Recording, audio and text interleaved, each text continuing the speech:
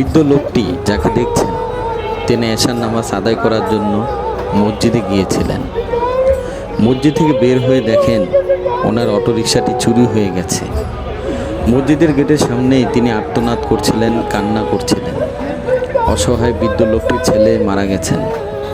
একমাত্র নাতিকে পড়াশোনা করান এই অটোরিকশা চালিয়ে এবং পরিবারের ভরণ পোষণ করান। অটোরিকশাটি ছিল তার একমাত্র অবলম্বন। ঘটনাটি ঘটেছে মিরপুর 1 মনিকানন স্কুল মসজিদের সামনে। আলহামদুলিল্লাহ, আমরা নিজেদের উদ্যোগে এবং মসজিদ কমিটির লোকজন সম্মিলিতভাবে একটা সিদ্ধান্তে উপনীত হয়েছি যে আগামী জুমার নামাজের পর অসহায় বৃদ্ধ লোকটির জন্য টাকা সংগ্রহ করে ওনার অটোরিকশাটি কিনে দেব ইনশাআল্লাহ। আল্লাহ সকলকে মানবতার কাজ করার তৌফিক দান করুন, আমিন।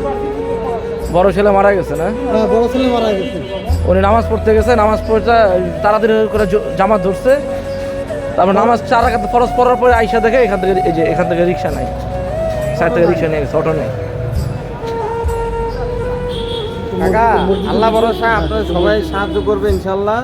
আপনি ধৈর্য ধরেন, কান্নাকাটি করেন না। আপনার মালিক আসুক, একটু অপেক্ষা করার ব্যবস্থা হবে। ওজিএসবি মিরপুর 2 নম্বর ওজিএসবি হসপিটালের বিপরীত পাশে মসজিদটা, মনিকানন স্কুলের পাশে। মসজিদ লাগবে ঈদগাহ মাঠের পাশে।